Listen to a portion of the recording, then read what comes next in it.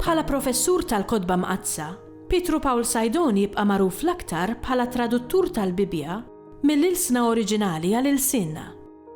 B'dana kollu, il-ħajja ta' Sajdon kienet imżewqa b'ħafna aktar kuluri, mill-ġraja personali tiegħu sa r-riċerka u l-kitbiet kreattivi. Pietru Paul Sajdon twieled iż-Żurrieq fl-24 ta' Lulju 1895 minn familja modesta. Studja fl-iskola primarja tar-Raħal, minn hemm imbagħad għadda għas-seminarju u għall-università.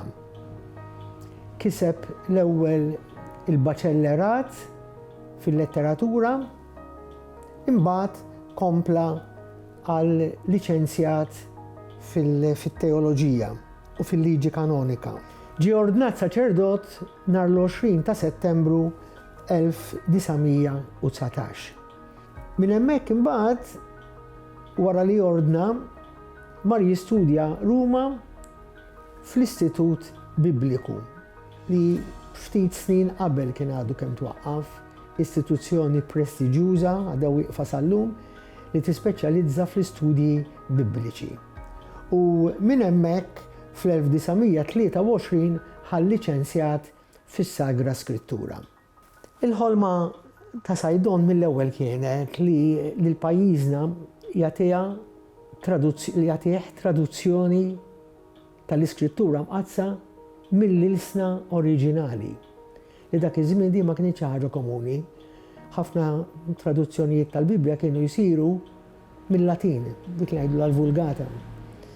Imma Sajdon li kien jaf tajjeb il-Ludi u l-Grek Bibliku mill-ewwel araf li traduzzjoni xjentifika għandha ssir mill-ilsna oriġinali.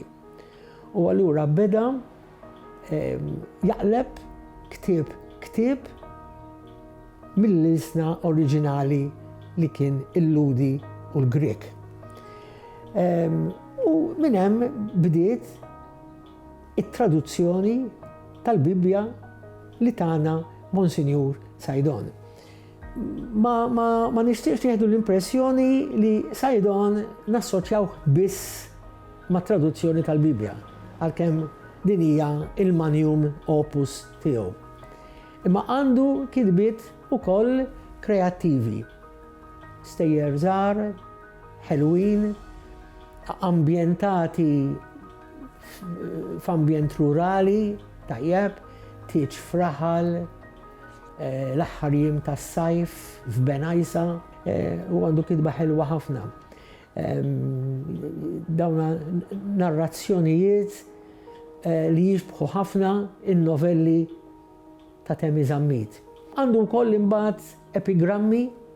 Epigramm huwa 3 versi osra li jkollhom il-għan, li jiġbdu l-attenzjoni, li jikkritikaw u forsi anke li jinigżu b'ċertu sarkażmu, dan għandu xi ftit minnhom ukoll.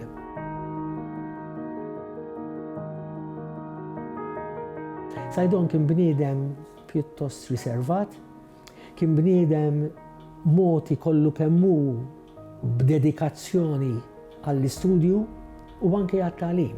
L-istudenti kienu jħobbhom ħafna u anke huma kienu jħobbuh. Kien bniedem ta' ftit kliem, kien bniedem jaf juża l-lingwa, anke meta jkun irid jikkritika u jitfa' xi botta kien jaf juża wkoll il-lingwa. Jekk issir tafu dawk li kienu jafuh jgħidulek kien persuna tmur tajjeb ħafna miegħu. Imma ma kienx minn dawn li jfittex li jkun fiċ-ċentru, li jfittex li jidher, għaliex kien jgħid dawn l-affarijiet ħella ta' ħin. U l-ħin huwa prezzjuż u l-ħin irrid jużah għall-istudju, għall-kidba u għall-riċerka.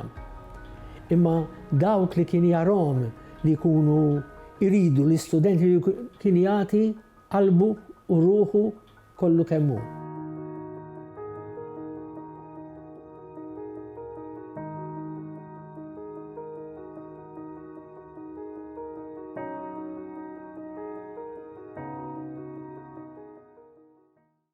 Il-Sinna jixtieq jirringrazzja lill-Aġenzija Nazzjonali tal-Litterizmu, lill-Ministeru għall-Edukazzjoni u x-Xogħol, lill-Kunsill Nazzjonali tal-Ilsien Malti u lid-Dipartiment tal-Malti fil-Fakultà tal-Arti l-Università.